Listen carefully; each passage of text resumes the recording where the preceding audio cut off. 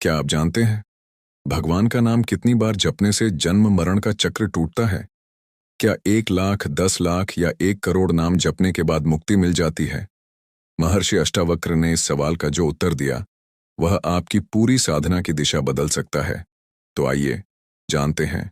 बहुत समय पहले मिथिला नगरी में एक ऐसा व्यक्ति रहता था जिसके पास धन की कमी नहीं थी, परिवार की कमी नहीं थी और समाज में सम्मान की भी कोई कमी नहीं थी। लेकिन उसके भीतर एक ऐसा भय था जिसे वह किसी से कह नहीं पाता था। मृत्यु का भय। हर रात जब वह सोने जाता तो उसके मन में एक ही प्रश्न उठता, मैं मरने के बाद कहाँ जाऊंगा? और फिर दूसरा प्रश्न उससे भी अधिक भयानक होकर सामने आता, अगर मेरा जन्म फिर हुआ तो क्या मुझे फिर वही दुख, वही मोह, वही संघर्ष और वही मृत्यु झेलनी पड़ेगी? उस व्यक्ति का नाम था सोमदत्त। एक दिन उसने सुना कि राजा जनक के दरबार में महर्षि अष्टावक्र विराजमान हैं। लोग कहते थे कि अष्टावक्र केवल शास्त्रों की बातें नहीं करते, वे मनुष्य को उसके भीतर छिपे उस सत्य का दर्शन कराते हैं जिसे जान लेने के बाद मृत्यु का भय भी अपना प्रभाव खो देता है। सोमदत्त उसी क्षण राजमहल की ओर चल पड़ा। राजा जनक के दरबार में उस समय गहरी शांति थी। अष्टावक्र शांत भाव से बैठे थे। राजा जनक उनके सामने विनम्र होकर बैठे थे। सोमदत्त ने भीतर प्रवेश किया और प्रणाम करके बोला, महर्षि, मैं एक प्रश्न लेकर आया हूं। अष्टावक्र ने उसकी ओर देखा। पूछो। सोमदत्त बोला, मुझे जन्म मरण के चक्र से मुक्ति चाहिए। अष्टावक्र शांत रहे। सोमदत्त ने आगे कहा, मैंने सुना है कि भगवान का नाम जपने से जन्म मरण का बंधन टूट जाता है, इसलिए मैं जानना चाहता हूं कि आखिर कितनी बार नाम जप करना आवश्यक है। अष्टावक्र मुस्कुराए। सोमदत्त को लगा कि शायद महर्षि अब कोई निश्चित संख्या बताएंगे, 1 लाख, 10 लाख, 1 करोड़। लेकिन अष्टावक्र ने पूछा, तुम्हें कितनी संख्या चाहिए? सोमदत्त थोड़ा चौंका। महर्षि, अष्टावक्र बोले, तुम मुक्ति चाहते हो या जप की संख्या? सोमदत्त चुप हो गया। अष्टावक्र ने कहा, मान लो कोई व्यक्ति नदी के किनारे बैठकर बार बार कहता रहे, मुझे पार जाना है, मुझे पार जाना है, मुझे पार जाना है। वह यह बात 1 लाख बार कहे, क्या वह नदी के उस पार पहुंच जाएगा? सोमदत्त ने तुरंत उत्तर दिया, नहीं महर्षि, उसे नदी पार करनी होगी। अष्टावक्र बोले, ठीक उसी प्रकार केवल यह दोहराते रहना कि मैं मुक्त होना चाहता हूं, मुक्ति नहीं देता। नाम जप साधन हो सकता है, लेकिन यदि जप करते हुए भी मन वही पुराना है, मोह में डूबा हुआ, भय में डूबा हुआ, क्रोध से भरा हुआ, लोभ में बंधा हुआ और सबसे बढ़कर अपने शरीर को ही मैं मानता हुआ, तो केवल गिनती बढ़ाने से बंधन कैसे टूटेगा? सोमदत्त के चेहरे पर चिंता दिखाई देने लगी। उसने पूछा, तो क्या नाम जप व्यर्थ है? अष्टावक्र ने कहा, नहीं, नाम जप व्यर्थ नहीं है, लेकिन यह समझना आवश्यक है कि नाम जप तुम्हें कहाँ ले जाना चाहता है। अष्टावक्र ने राजा जनक की ओर देखा और बोले, राजन, मनुष्य जब भगवान का नाम लेता है तो प्रारंभ में वह भगवान को अपने से अलग समझता है। वह कहता है, हे प्रभु, मुझे बचाइए, हे प्रभु, मुझे सुख दीजिए, हे प्रभु, मेरे दुख दूर कीजिए, हे प्रभु, मुझे मृत्यु से बचाइए। लेकिन साधना की यात्रा यहीं समाप्त नहीं होती। धीरे धीरे वही नाम उसके मन को शांत करता है। फिर वह पूछता है, जिसे मैं भगवान कह रहा हूं वह मुझसे अलग कहाँ है? और अंत में खोज बाहर के भगवान की नहीं रहती, खोज अपने भीतर शुरू हो जाती है। सोमदत्त ध्यान से सुन रहा था। अष्टावक्र बोले, यही वह स्थान है जहां नाम जप साधना से आत्मचिंतन बन जाता है। सोमदत्त ने फिर पूछा, महर्षि, लेकिन मुझे तो जन्म और मृत्यु के चक्र से बाहर निकलना है, इसके लिए मुझे क्या करना चाहिए? अष्टावक्र ने पूछा, पहले यह बताओ कि जन्म किसका होता है? सोमदत्त बोला, मेरा। और मृत्यु किसकी होती है? मेरी। अष्टावक्र मुस्कुराए। उन्होंने कहा, यही तो तुम्हारे बंधन की जड़ है। सोमदत्त स्तब्ध रह गया। अष्टावक्र बोले, जिस शरीर का जन्म हुआ उसी शरीर की मृत्यु होगी। शरीर बचपन में कुछ और था, यौवन में कुछ और हुआ, बुढ़ापे में कुछ और हो जाएगा। लेकिन इन सभी अवस्थाओं को देखने वाला कौन है? सोमदत्त चुप रहा। अष्टावक्र ने कहा, तुमने अपने शरीर को बदलते हुए देखा है, तुमने अपने विचारों को बदलते हुए देखा है, तुमने भावनाओं को बदलते हुए देखा है, तुमने सुख और दुख को आते जाते देखा है, लेकिन जो इन सबको देख रहा है। अष्टावक्र कुछ क्षण मौन रहे, फिर बोले, क्या वह भी बदल रहा है? सोमदत्त के भीतर जैसे कुछ टूटने लगा। उस रात सोमदत्त राजमहल से वापस लौट रहा था। उसके हाथ में उसकी माला थी। वह रास्ते भर भगवान का नाम जपता रहा, लेकिन आज उसका जप पहले जैसा नहीं था। पहले वह गिनता था, 1, 2, 3, 4, और सोचता था, मुझे कितने जप पूरे करने हैं। लेकिन आज पहली बार उसके मन में प्रश्न उठा, जिसका नाम मैं ले रहा हूं, उसे मैं खोज कहां रहा हूं? वह रास्ते में एक पुराने मंदिर के सामने रुक गया। मंदिर में कोई नहीं था। दीपक की लौ धीरे धीरे जल रही थी। सोमदत्त ने आंखें बंद कीं और नाम जपना शुरू किया, लेकिन कुछ ही क्षण बाद उसके भीतर से एक आवाज उठी, क्या मैं केवल शब्द दोहरा रहा हूं? वह चुप हो गया। फिर उसने स्वयं से पूछा, अगर मैं 1 करोड़ बार नाम जपूं, लेकिन अपने भीतर के क्रोध, मोह, भय और अहंकार को न देखूं, तो क्या मैं वास्तव में बदल जाऊंगा? उसके हाथ से माला धीरे धीरे नीचे गिर गई। अगले दिन वह फिर अष्टावक्र के पास पहुंचा। उसने कहा, महर्षि, अब मुझे समझ आ रहा है कि बात केवल संख्या की नहीं है। अष्टावक्र बोले, तो फिर क्या बात है? सोमदत्त ने उत्तर दिया, नाम जपते जपते उस सत्य को पहचानना, जिसके कारण मैं स्वयं को शरीर और मन समझ रहा हूं। अष्टावक्र के चेहरे पर संतोष दिखाई दिया। उन्होंने कहा, अब तुम्हारी यात्रा शुरू हुई है। लेकिन सोमदत्त ने पूछा, महर्षि, अगर मैं नाम जप करूं और साथ साथ अपने वास्तविक स्वरूप को जानने का प्रयास करूं, तो क्या जन्म मरण से मुक्ति मिल सकती है? अष्टावक्र ने उसकी आंखों में देखा, फिर बोले, मुक्ति कहीं बाहर रखी हुई वस्तु नहीं है, जिसे तुम्हें प्राप्त करना है। मुक्ति उस भ्रम से जागना है, जिसमें तुम स्वयं को बंधा हुआ मान रहे हो। सोमदत्त ने पूछा, लेकिन फिर जन्म मरण? अष्टावक्र बोले, जिसे तुम मैं कह रहे हो, पहले उसे पहचानो, फिर देखो कि वास्तव में जन्म किसका हुआ और मृत्यु किसकी होगी। सोमदत्त मौन हो गया। उसे लगा जैसे उसके सामने जन्म और मृत्यु का पूरा प्रश्न ही बदल गया हो। लेकिन अष्टावक्र ने अभी एक और गहरी बात कहनी बाकी थी। नाम जप की असली शक्ति तब प्रकट होती है, जब नाम जपने वाला स्वयं अपने भीतर उस मैं को खोजने लगता है, जो जन्म से पहले भी था और मृत्यु के बाद भी अपनी वास्तविक सत्ता में बना रहता है। सोमदत्त बोला, मेरे मन में बार बार यही प्रश्न आता रहा कि आखिर नाम जप कितनी बार करना चाहिए। अगर कोई व्यक्ति हजारों लाखों बार भगवान का नाम जपे, तो क्या वह जन्म मरण से मुक्त हो जाएगा? अष्टावक्र कुछ क्षण शांत रहे। फिर उन्होंने पास पड़ी एक माला उठाई और सोमदत्त से पूछा, यह क्या है? माला, और इसका उपयोग? नाम जपने के लिए। अष्टावक्र बोले, अगर कोई व्यक्ति माला लेकर नदी के किनारे बैठ जाए और पूरी जिंदगी केवल माला फेरता रहे, लेकिन नदी पार न करे, तो क्या उसे नदी पार करने वाला कहा जाएगा? सोमदत्त बोला, नहीं। अष्टावक्र बोले, माला साधन है, मंजिल नहीं। उसी प्रकार नाम जप साधना का द्वार है, लेकिन द्वार पर खड़े रहकर कोई भीतर कैसे पहुंचेगा? सोमदत्त ने पूछा, तो नाम जप करते समय मुझे क्या करना चाहिए? अष्टावक्र बोले, पहले नाम को केवल शब्द मत रहने दो। जब तुम भगवान का नाम लो, तो केवल जीभ ना बोले, तुम्हारा मन भी उस नाम की ओर मुड़े, और धीरे धीरे तुम्हारा पूरा अस्तित्व उस स्मरण में डूबने लगे।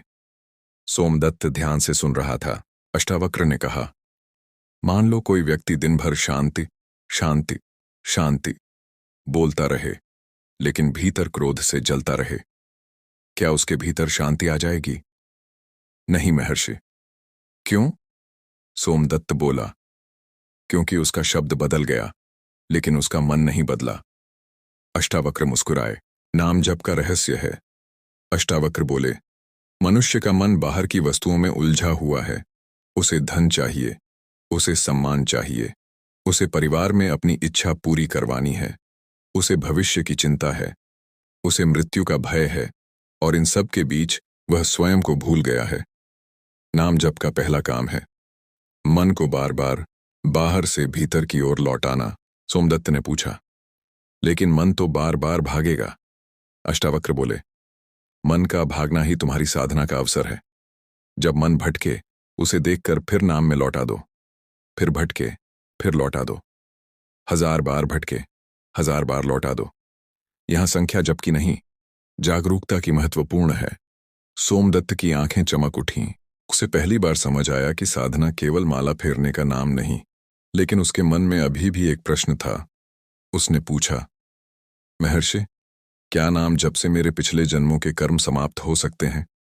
अष्टावक्र बोले, यह प्रश्न भी तुम्हें भीतर से देखना होगा।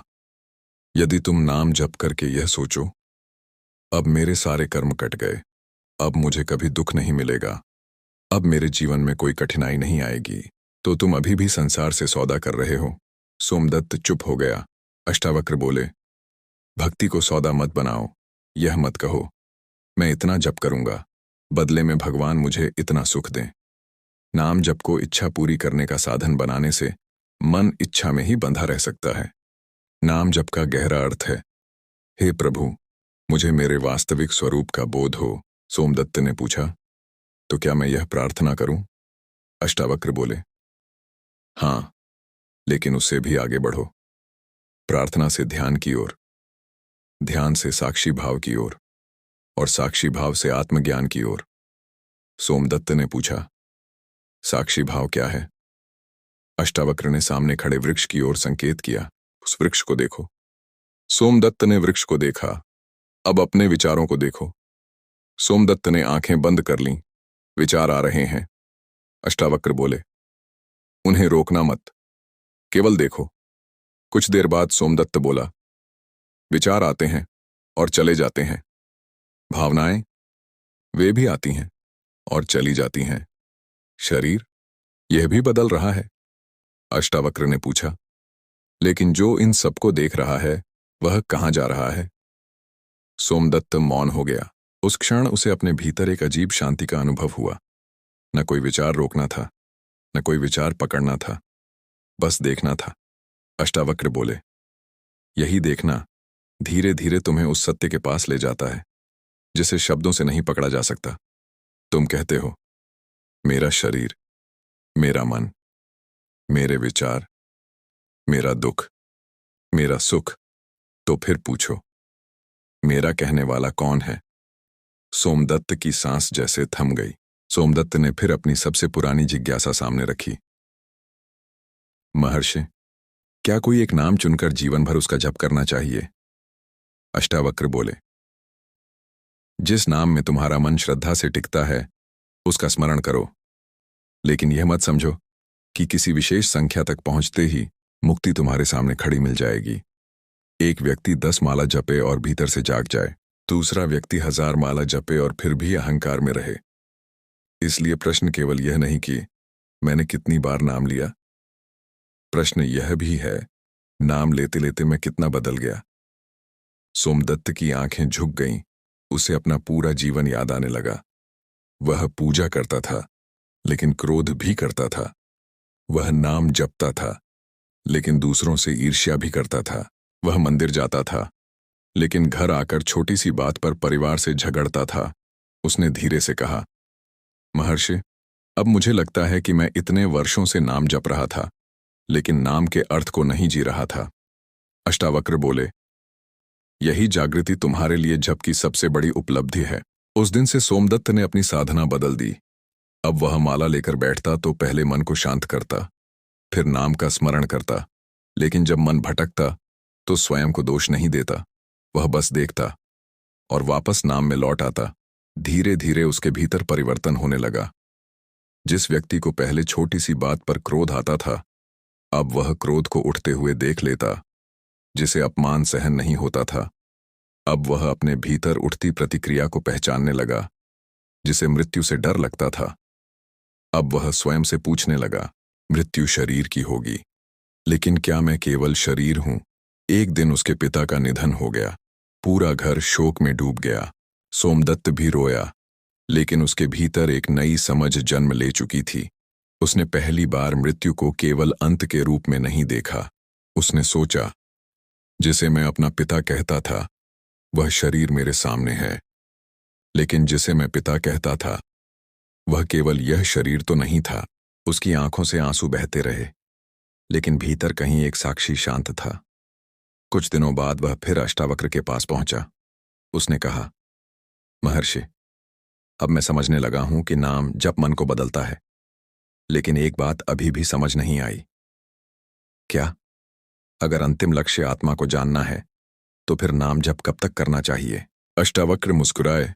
उन्होंने कहा, जब तक नाव की आवश्यकता है नाव को छोड़ते नहीं, लेकिन नदी पार हो जाने के बाद नाव को सिर पर उठाकर चलना भी आवश्यक नहीं। सोमदत्त ने पूछा, तो क्या आत्मज्ञान के बाद नाम जप बंद कर देना चाहिए? अष्टावक्र बोले, नहीं, नाम जप छोड़ना या पकड़ना मुख्य बात नहीं है। मुख्य बात है तुम किस भाव से जप कर रहे हो।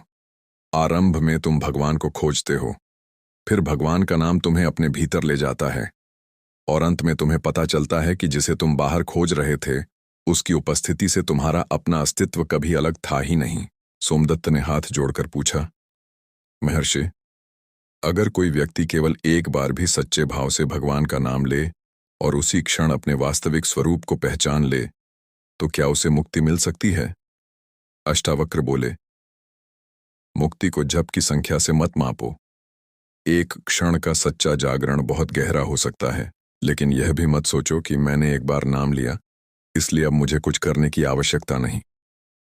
साधना को प्रदर्शन मत बनाओ, नाम को जीवन में उतारो।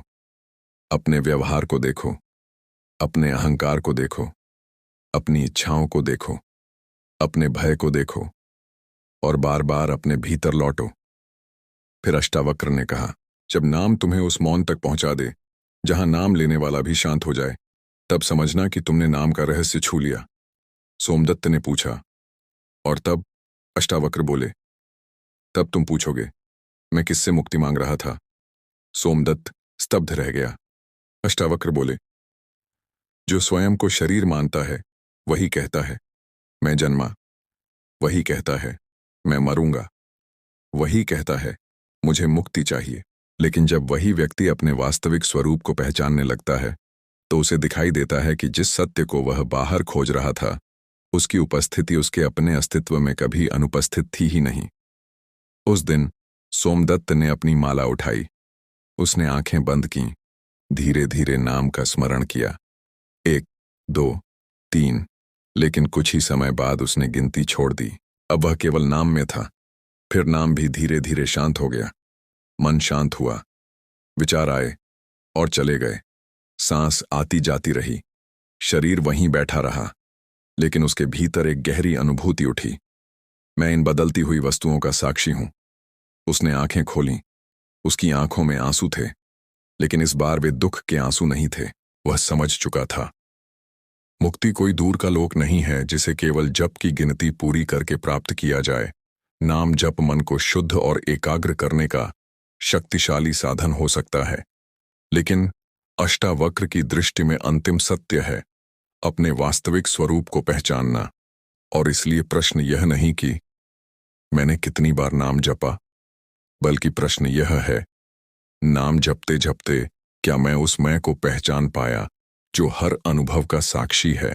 यही जन्म मरण के रहस्य की ओर पहला वास्तविक कदम है।